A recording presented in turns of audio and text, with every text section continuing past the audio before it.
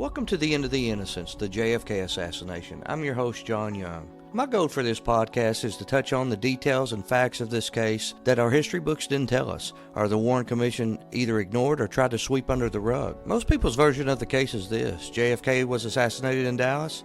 He was shot by Lee Harvey Oswald. 2 days later, Oswald was shot by Jack Ruby.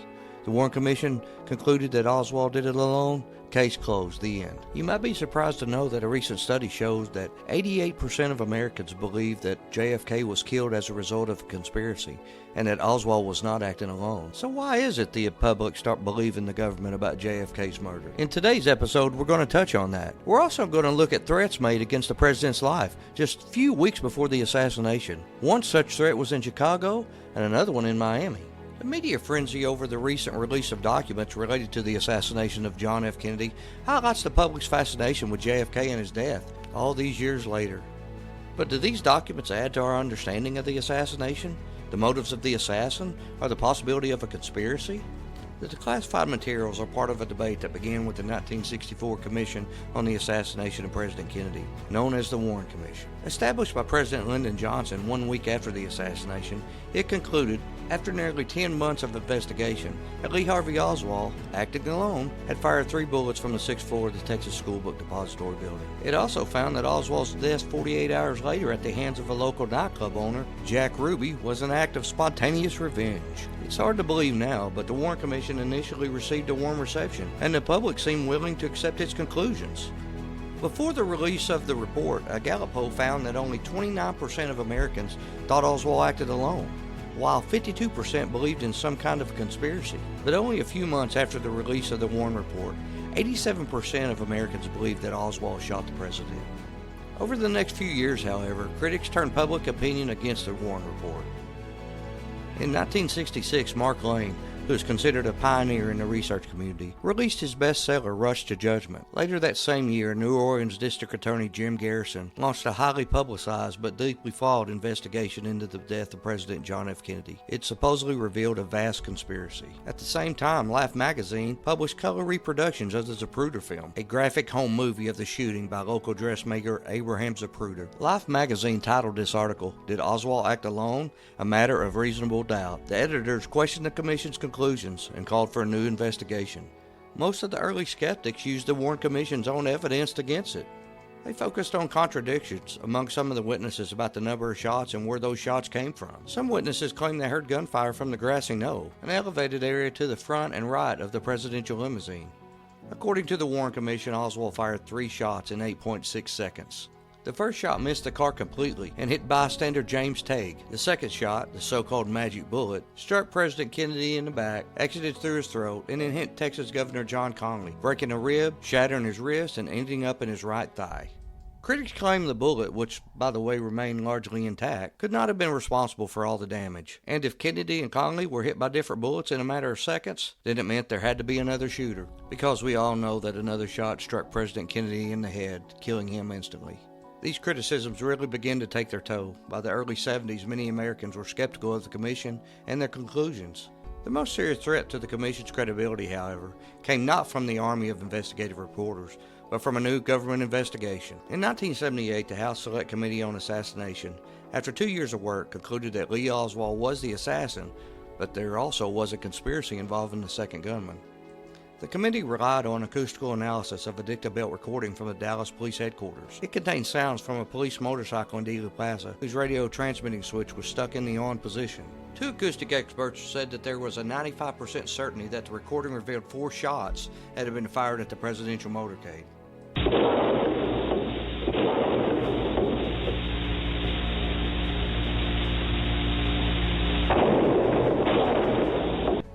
That recording that you just heard did force the House Select Committee on Assassinations to come to the conclusion that there was a second shooter in Dealey Plaza that day, and the evidence showed that the shooter shot from the grassy knoll area. Coming in the wake of Vietnam and Watergate, the House Select Committee's report just added to the cynicism about the Warren Commission conclusions. At just about the time the Americans learned that the government lied to them about Watergate and Vietnam, they are now discovering that it lied about the aspects of the Kennedy assassination.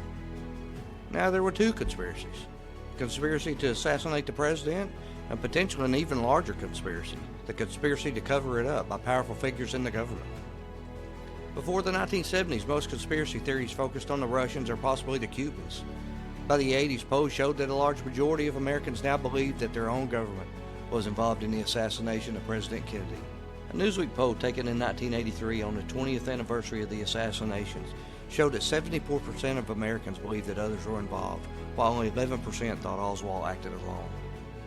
In 1991, filmmaker Oliver Stone tapped into those doubts and added his own twist to create the powerful movie JFK.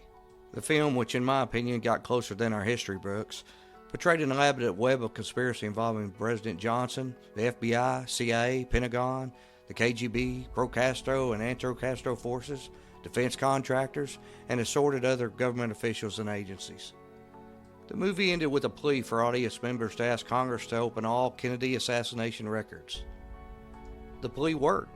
In 1992, Congress passed the President John F. Kennedy Assassination Records Collection Act that placed all remaining government documents pertaining to the assassination in a special category and loosened the normal classification guidelines. It set a 25-year deadline for the release of all documents relating to the assassination. That deadline was October 26, 2017. Believe it or not, there's still documents out there that have not been released. Over the next 25 years, the government fully released 88% of the materials related to the assassination, and another 11% of partially redacted documents. Let's face it, there's been no shocking, earth-shattering revelations in these documents. Did we really think there would be? But there has been some important pieces of the puzzle thrown out there on the floor, and we just got to put the puzzle back together. The declassified documents have highlighted one major flaw with the Warren Commission: its failure to present a convincing explanation for why Lee Harvey Oswald shot JFK. Much of the final commission's report represented an indictment of Oswald. It failed to show one single motive. All it did was make a strong case that Oswald was a disaffected sociopath in desperate need of attention. It spent a great deal of effort showing that the events in his childhood, like growing up with a father, making new friends, and dealing with an overbearing mother, had done nothing but mold him into an angry, embedded misfit. Many of the new documents and information present a different portrait of Oswald altogether. He was driven as much by ideology as he was by his personal demons. There's also information in these documents that prove that Oswald was not the lone nut that the Warren Commission claims he was. In the last few years, there's new information that's come out that suggests Lee Oswald was employed by the CIA, possibly. There's written proof that Oswald, while in the Marines, was given a Russian exam.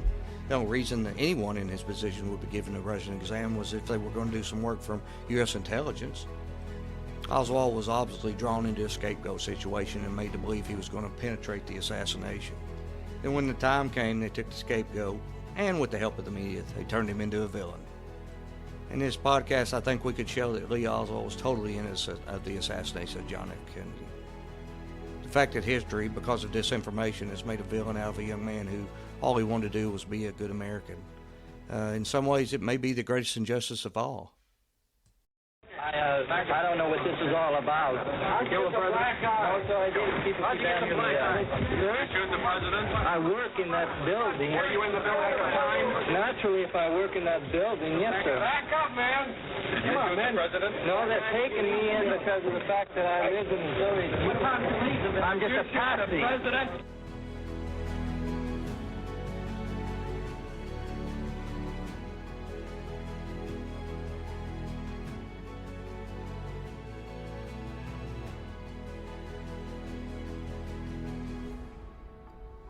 Were you aware there were two significant threats made against the president's life leading up to his assassination in Dallas?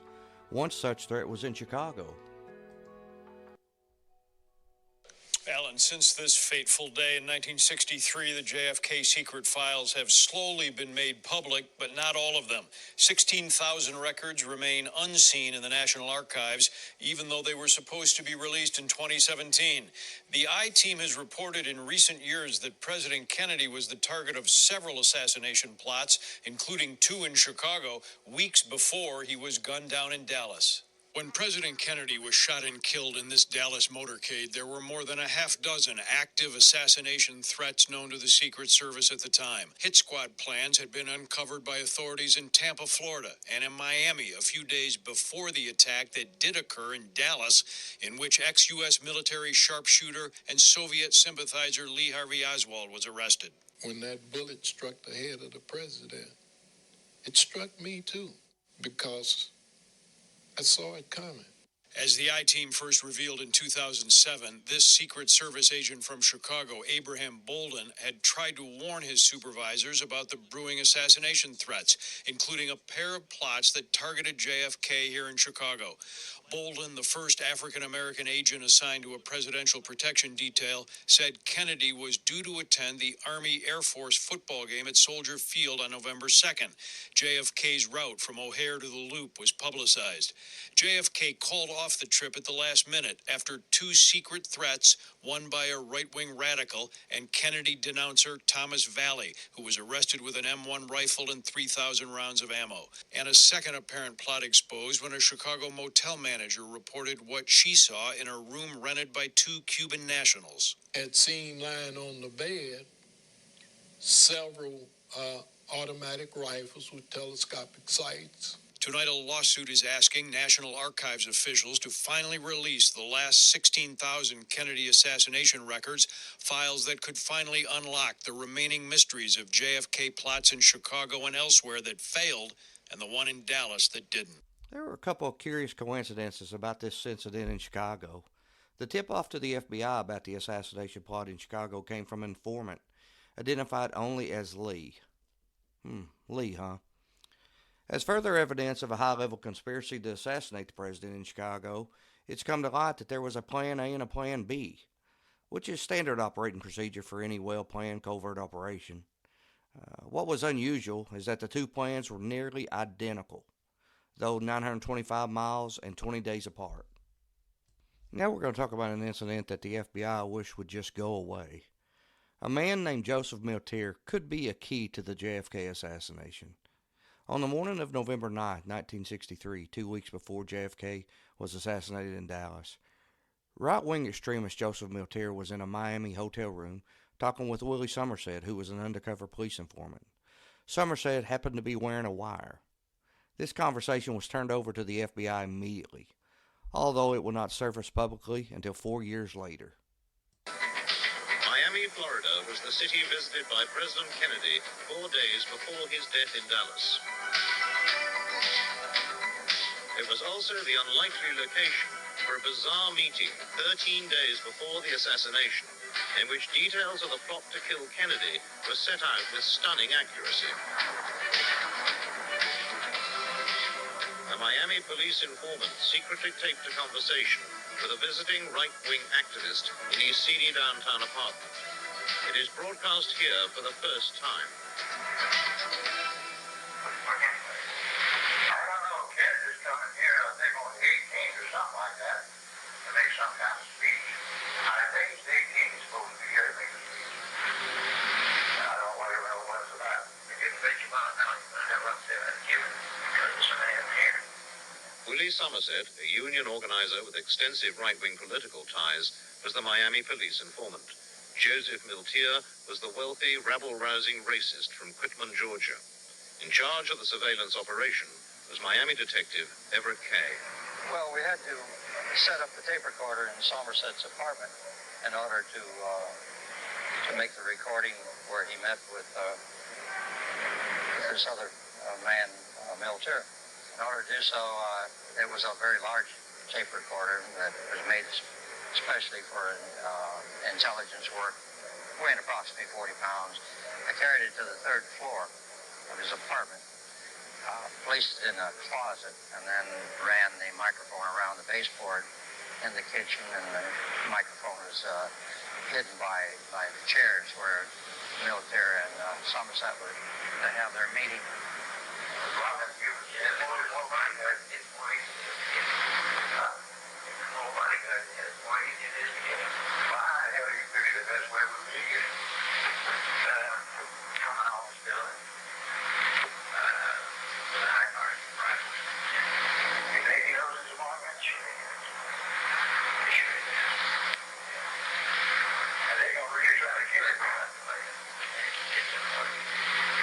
Kennedy, I mean, get this Kennedy out there.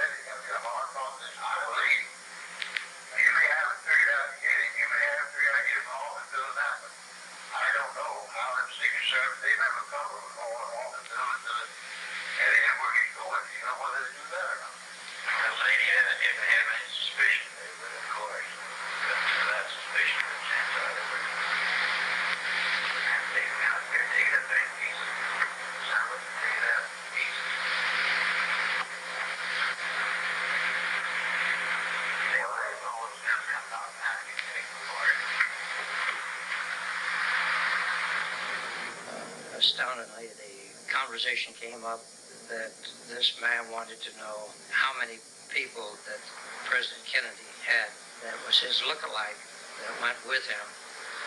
And our informant wanted to know why, and he said, well, there was plans to assassinate him. The further conversation on the tape revealed that the assassination was to take place from an office building with a high-powered rifle. There is no particular city mentioned, nor was there any particular person mentioned that was to do the assassination. The tape was made on November the 9th, and John F. Kennedy, President Kennedy, was due in Miami on the 18th of November, 1963. So the close proximity of the tape being made and his visit made quite a few changes in the security.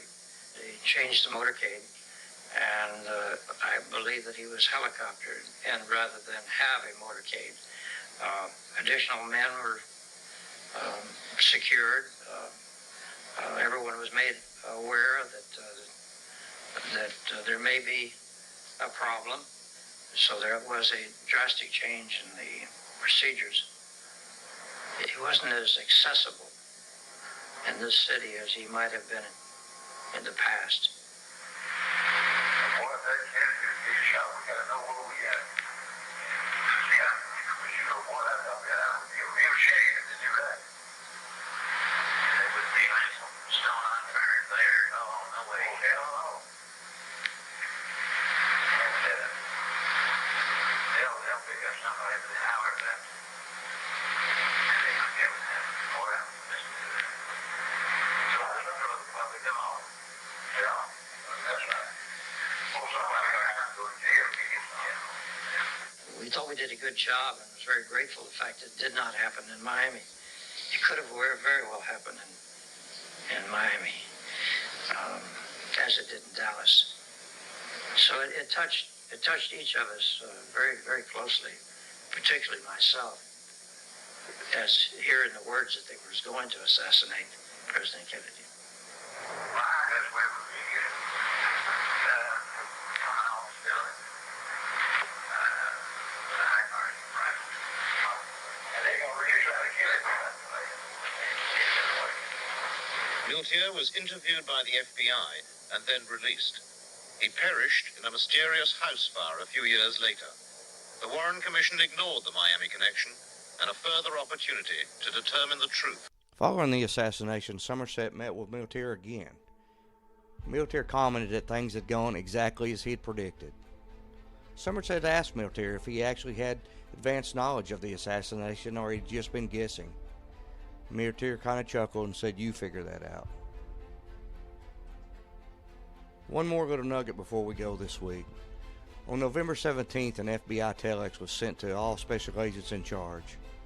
The telex said, "It has been determined that a militant revolutionary group may attempt to assassinate President Kennedy on his proposed trip to Dallas, Texas, November 22nd and 23rd. This telex was sent to FBI offices all over the country, and nothing was done. The motorcade went ahead as scheduled in Dallas.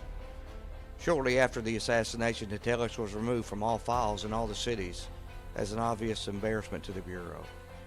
This was never mentioned in the Warren report. If this alone isn't evidence of a cover-up, then I don't know what is." Next week on the End of the Innocence, the JFK assassination, we're going to hear about a heated argument between President Kennedy and Lyndon Johnson on the morning of the assassination. Also, some strange occurrences at Love Field happened that morning that really played a big part of what happened later that day in Dallas. Thanks for tuning in, and we'll see you next time.